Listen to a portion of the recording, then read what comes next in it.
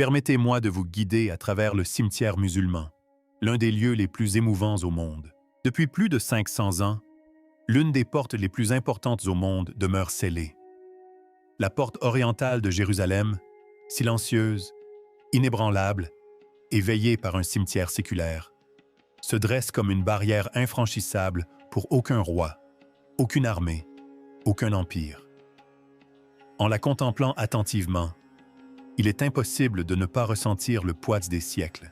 Les pèlerins parlent d'étranges lueurs qui vacillent sous ces arches scellées, comme si la porte elle-même résistait à l'obstination.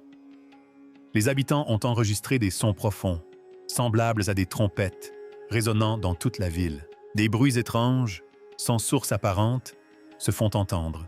Les géologues avertissent en Caen que le sol sous cette porte repose sur l'une des failles les plus actives de la région. Et des gens ordinaires, juifs et chrétiens confondus, rapportent des rêves et des visions saisissants de la porte, s'ouvrant dans la gloire. On pourrait être tenté de considérer cela comme une simple coïncidence, mais réfléchissez-y.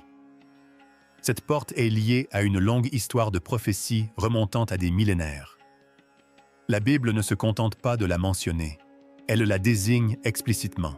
Ézéchiel écrit qu'il restera fermé jusqu'à l'entrée du roi de gloire. Zacharie dit que ce sera le lieu où le mont des Oliviers se divisera en deux. Chaque phénomène extraordinaire rapporté aujourd'hui, la lumière, le son, les visions, même les tremblements de terre, s'accordent avec cette promesse ancestrale.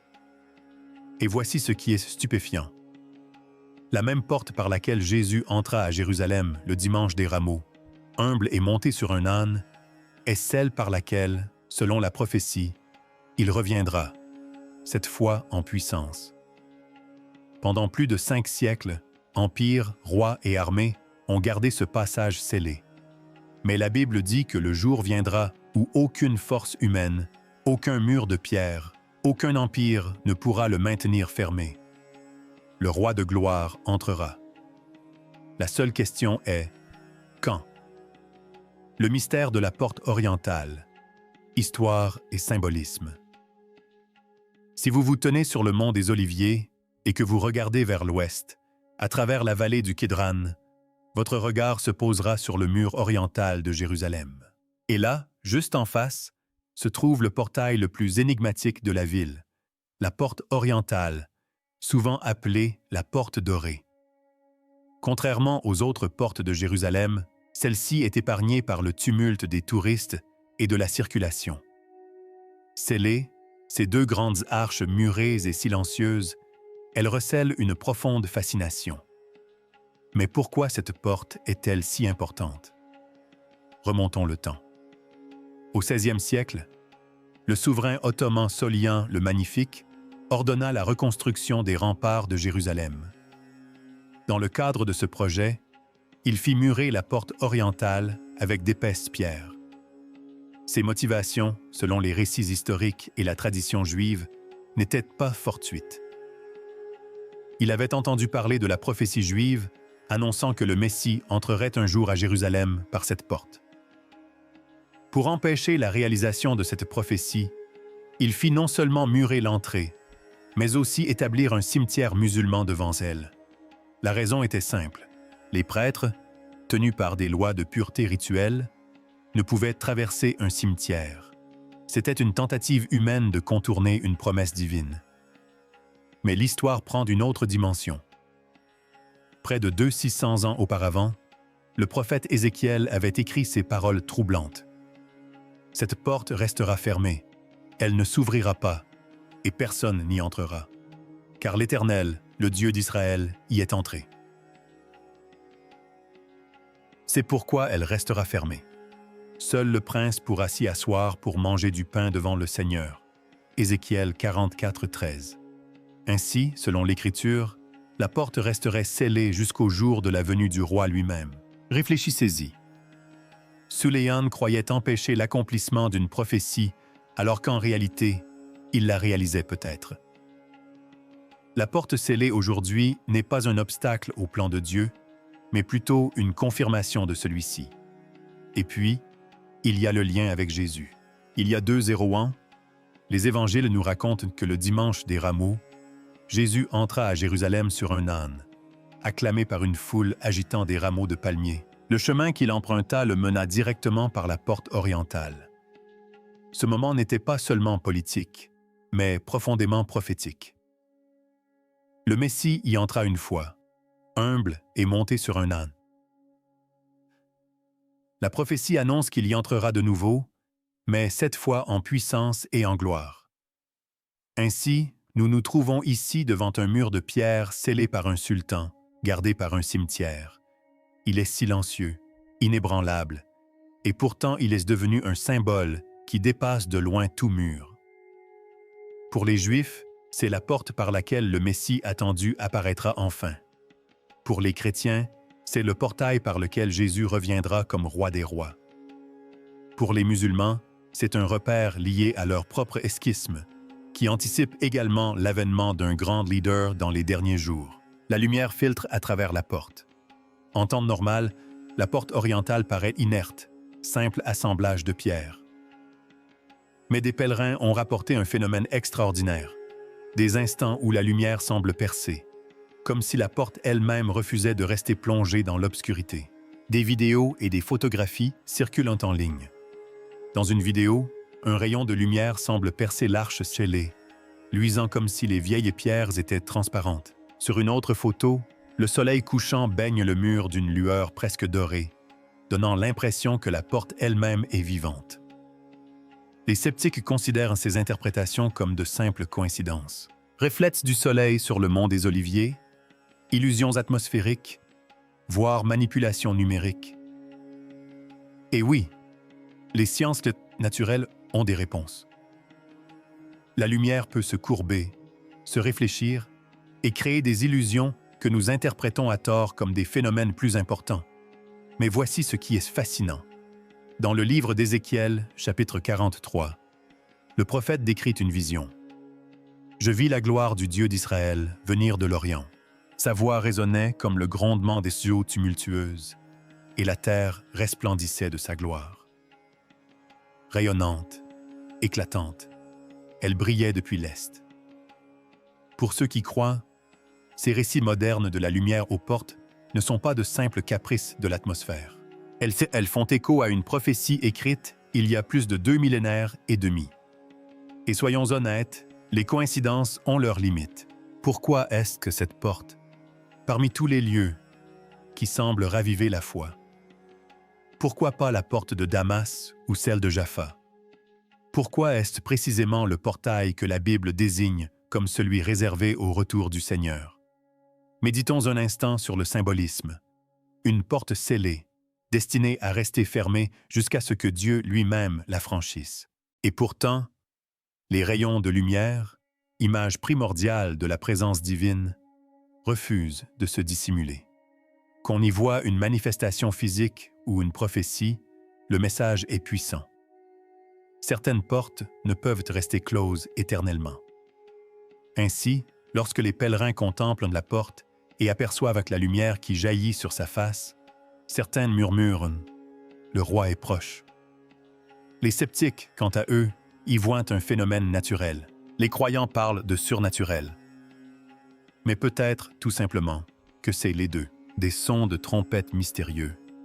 Ces dernières années, des habitants de Jérusalem et du monde entier ont rapporté avoir entendu d'étranges sons, semblables à des trompettes, résonner dans le ciel. Des vidéos mises en ligne par des pèlerins et des résidents capturent des détonations métalliques profondes, différentes de tout ce que l'on entend au quotidien. Certains les décrivent comme des klaxons de chauffeur.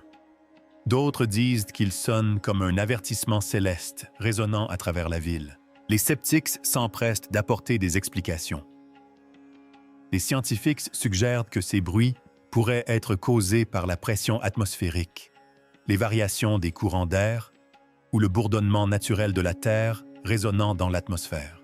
Des travaux de construction, des trains, voire des bruits industriels résonnant sur les parois de la vallée pourraient en être la cause. Et dans certains cas, cela peut être vrai. Mais voilà le hic. Lorsque ces bruits étranges sont signalés à Jérusalem, ils résonnent d'une manière plus profonde en raison des prophéties. Le livre de l'Apocalypse décrit une série de sonneries de trompettes données par des anges comme avertissement et jugement sur la terre. Puis les 7 anges qui tenaient les 7 trompettes se préparèrent à les sonner. Apocalypse 8, 6. Depuis des siècles, les croyants imaginent comment de tels avertissements célestes pourraient un jour être entendus. Ces étranges et inexplicables sonneries de trompettes célestes seraient-elles un présage de ces annonces prophétiques?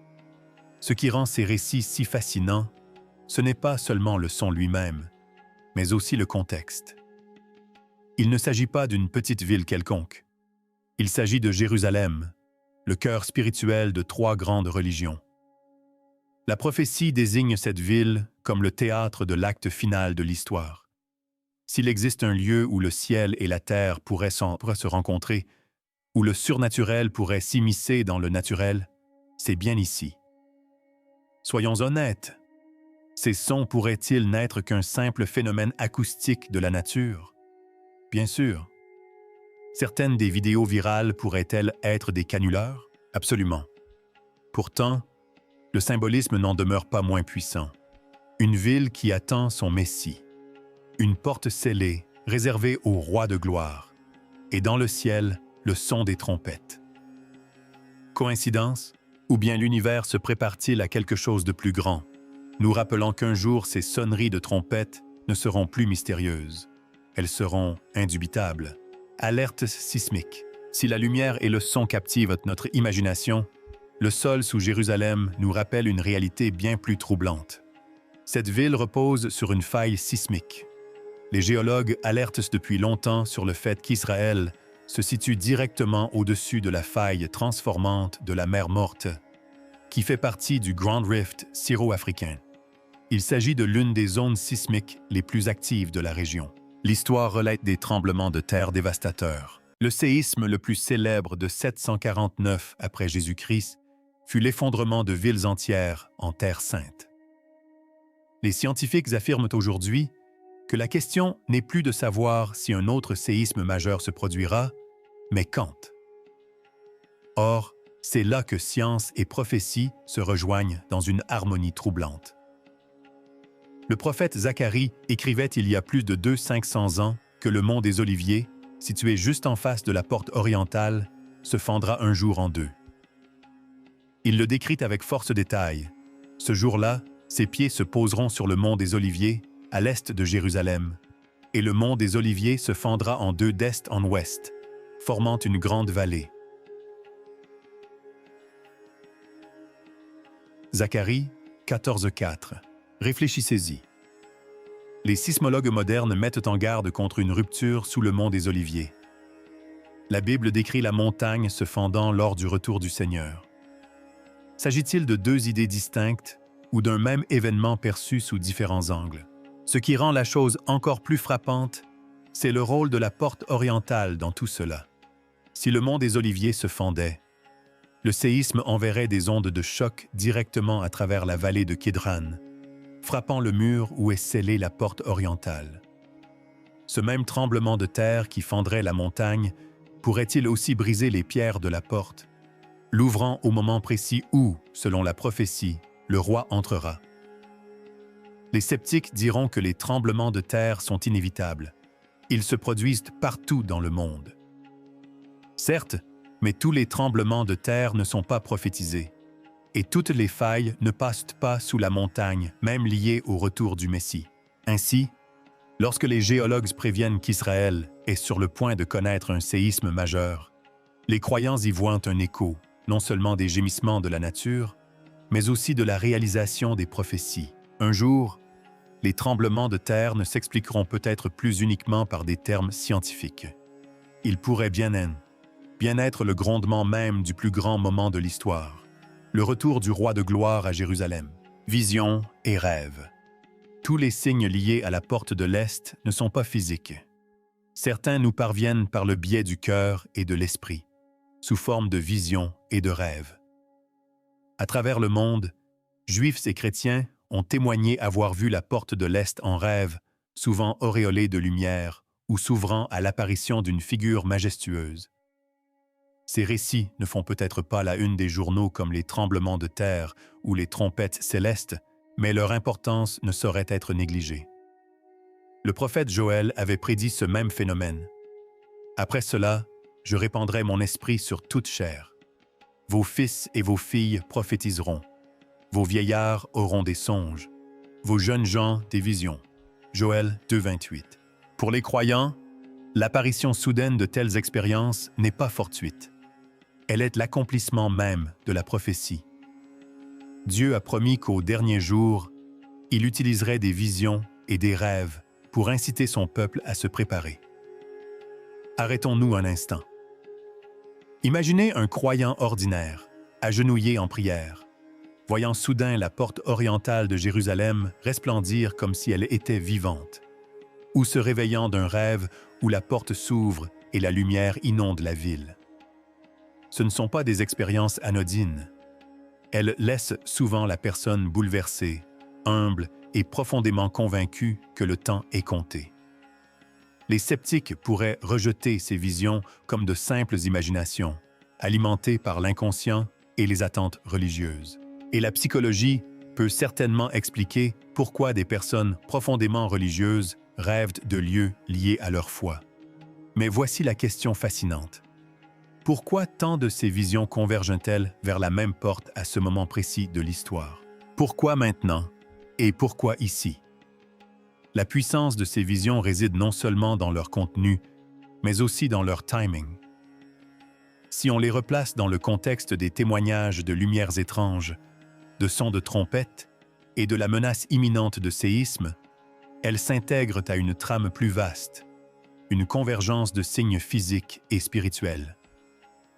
Ainsi, qu'on les perçoive comme des révélations divines ou comme le reflet de l'espoir humain, une chose est claire. La porte orientale captive les imaginations et touche les cœurs comme jamais auparavant. Et cela en soi pourrait être un signe. Car si Dieu rappelle à son peuple son devoir par des rêves et des visions, alors la porte scellée ne restera peut-être pas silencieuse bien longtemps. La porte orientale dans la prophétie et l'actualité. La porte de l'Est n'est pas seulement un vestige du passé ou le théâtre de phénomènes étranges. Elle est aussi un symbole vivant, au cœur même des tensions mondiales actuelles. Pour comprendre son importance, il nous faut entremêler histoire, prophétie et actualité. Commençons par une observation frappante. De la lumière traverse la porte. Des sons de trompettes résonnent dans le ciel. Des tremblements de terre sont annoncés en dessous, et des visions la désignent. Pris individuellement, chacun de ces événements pourrait passer pour une simple coïncidence. Ensemble, cependant, ils dessinent un schéma, une chaîne de signes convergeant vers un même lieu. La Bible évoque souvent la confirmation de la parole divine par des multiples témoins. Se pourrait-il que ces phénomènes variés soient des témoins modernes, attirant à nouveau l'attention du monde sur cette ancienne porte d'entrée? Revenons maintenant au présent. La porte de l'Est se trouve à 2 pas du mont du Temple, le lieu le plus disputé au monde. Les tensions entre Israéliens et Palestiniens s'exacerbent fréquemment autour de ce site, et les affrontements font régulièrement la une des journaux internationaux. En quoi cela est-il important pour la prophétie? Car le mont du Temple n'est pas seulement un champ de bataille politique. C'est le théâtre où, selon les Écritures, se dérouleront les derniers chapitres de l'histoire. Et la porte de l'Est se dresse à son seuil. Les découvertes archéologiques ajoutent au mystère. Les fouilles menées le long du mur oriental ont mis au jour des strates historiques sous les arches scellées, suggérant que cette porte a été reconstruite à plusieurs reprises. Certains chercheurs avancent que des vestiges de la période du premier temple pourraient encore y être enfouis. Si cela s'avérait exact, la signification prophétique de la porte n'en serait que plus profonde.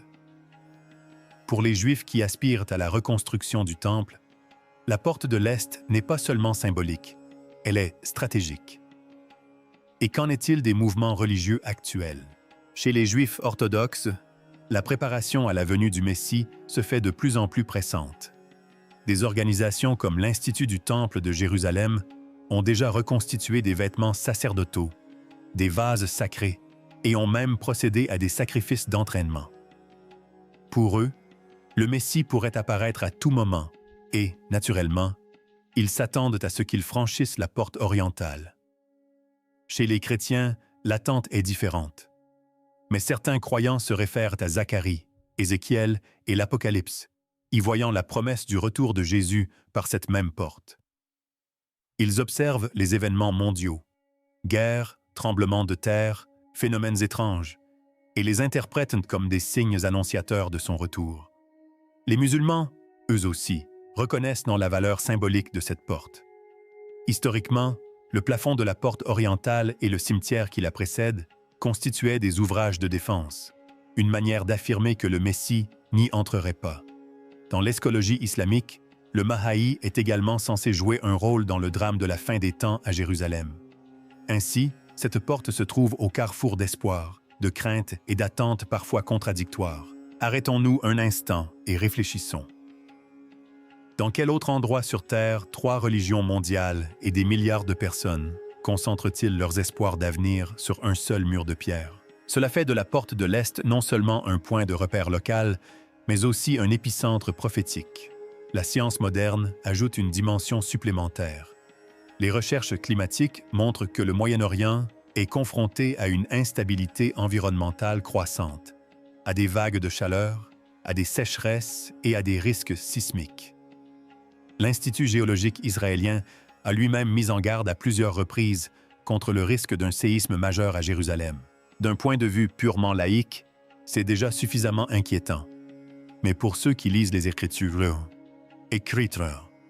cela fait écho à la vision de Zacharie concernant la fissuration du mont des Oliviers, un cataclysme qui change la ville à jamais. L'ensemble de ces éléments crée un tableau saisissant. On y observe des phénomènes célestes et une lumière sur la porte. Symbole de la gloire divine, son de trompette, rappel des avertissements célestes de l'Apocalypse, prédiction de tremblements de terre, écho de la prophétie de Zacharie, vision et rêve confirmant la promesse de Joël pour les derniers jours. Des tensions religieuses annoncent un affrontement mondial. C'est presque comme si la porte orientale était devenue une horloge prophétique dont le tic-tac s'accélère à chaque nouveau rapport, à chaque nouvelle secousse, à chaque nouvelle prière offerte à ses murs. Mais voici la vraie question. Cette convergence est-elle intentionnelle ou accordons-nous trop d'importance à des événements fortuits? L'Esteban les sceptiques affirme que les êtres humains sont enclins à chercher des schémas. Nous établissons des liens même là où il n'y en a pas.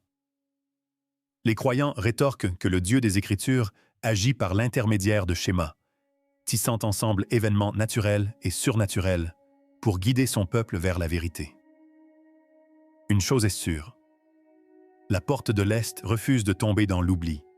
Que ce soit à travers les gros titres des troubles politiques, les avertissements des scientifiques ou les témoignages des croyants, elle continue de captiver l'attention bien au-delà des murs de Jérusalem. Et cela nous amène à une profonde réflexion. Si les 3 religions observent cette porte, les Juifs attendant un Messie, les musulmans s'en protégeant et les chrétiens attendant son retour, alors peut-être que ce lieu revêt une signification plus que symbolique. Peut-être est-ce précisément le point de rencontre de l'histoire, de la religion et du destin. Alors, tandis que nous observons notre époque, témoins de lumières vacillantes, de sons mystérieux et de récits de tremblements et de visions, sommes-nous simplement victimes de coïncidences fortuites? Ou bien sommes-nous au seuil d'une porte qui pourrait bientôt s'ouvrir, non par des mains humaines, mais par le roi de gloire lui-même? Nous avons retracé l'histoire, les signes étranges et les événements actuels liés à la porte orientale. Mais prenons du recul et demandons-nous, que signifie tout cela? Au-delà des lumières, des sons et des signes avant-coureurs sismiques se cache une vérité plus profonde sur la relation de l'humanité avec Dieu et sur la manière dont la prophétie façonne notre vision du monde. Tout d'abord, la porte fermée elle-même revêt une symbolique profonde. Dans les Écritures, une porte close représente souvent la séparation entre l'humanité et Dieu, entre le ciel et la terre. Ézéchiel dit que la porte orientale est scellée Parce que le Seigneur, le Dieu d'Israël, y est entré. Autrement dit, elle restera fermée jusqu'au retour du roi. Le mur de pierre n'est pas qu'une simple construction architecturale. C'est un sermon visuel qui nous rappelle que l'histoire attend un moment décisif que seul Dieu peut initier. Mais il y a aussi une ironie. Lorsque Sulayman scella la porte pour empêcher le Messie d'entrer, il pensait peut-être empêcher l'accomplissement d'une prophétie. En réalité, il l'accomplissait. La fermeture elle-même fait partie du plan divin, témoignant qu'aucune puissance humaine, aucun sultan, aucun empire, aucune armée ne peut réécrire l'histoire de Dieu. Cela soulève la question: combien de fois les tentatives humaines de résister à la prophétie finissent-elles par la servir? Considérons maintenant les débats théologiques. Certains érudits soutiennent que les prophéties concernant la porte orientale doivent être lues symboliquement. Pour eux, la porte représente le Christ lui-même, notre véritable accès à Dieu. D'autres affirment fermement qu'il s'agit d'une interprétation littérale. La porte physique de Jérusalem s'ouvrira un jour et le Messie la franchira. Ces deux interprétations méritent réflexion, car elles mettent en lumière une vérité fondamentale. Qu'elle soit symbolique ou concrète, la prophétie nous oriente toujours vers le dessein ultime de Dieu, la restauration. Pour les Juifs, la porte est liée au Messie tant attendu qui n'est pas encore venu. Pour les chrétiens, elle symbolise Jésus, entré humblement et qui reviendra dans la gloire. Pour les musulmans, elle marque un lieu imprégné d'attentes séquelles, même si les détails du dénouement diffèrent. Trois grandes religions, des milliards d'êtres humains, tous convergeant vers une même porte scellée à Jérusalem. On ne saurait surestimer la portée théologique de ce symbole.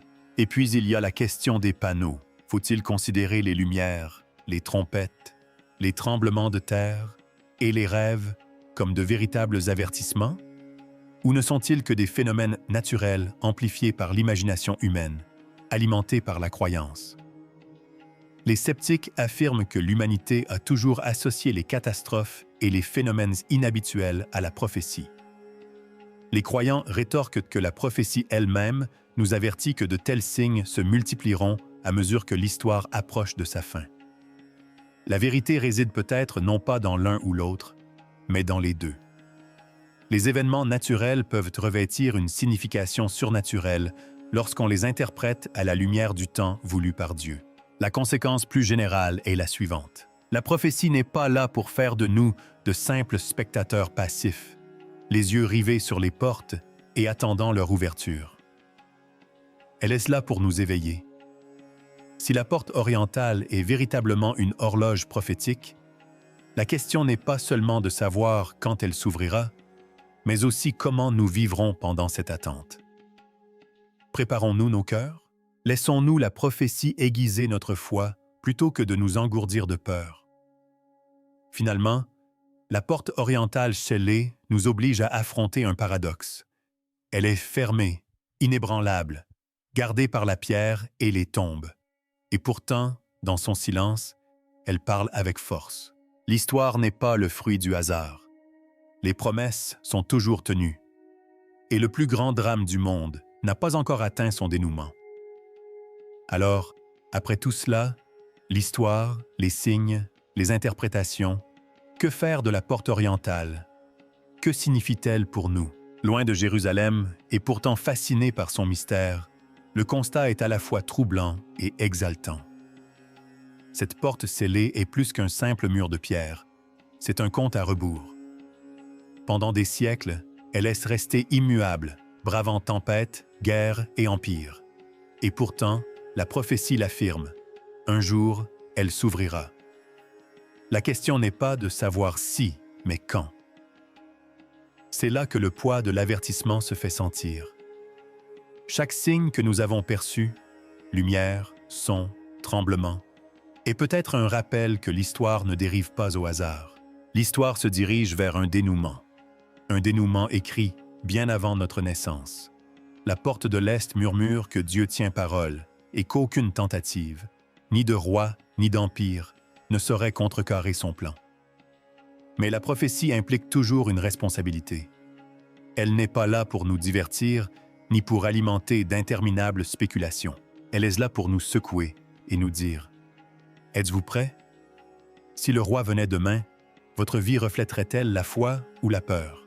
Seriez-vous en train d'attendre ou distrait? » Et c'est là que réside la plus grande ironie. Solian scella la porte, croyant pouvoir empêcher le Messie d'entrer. Mais la prophétie dit le contraire. Aucun mur de pierre ne peut entraver les desseins du ciel. Le moment venu, ni armée, ni empire, ni décret n'auront d'importance. La porte s'ouvrira car le roi a le dernier mot.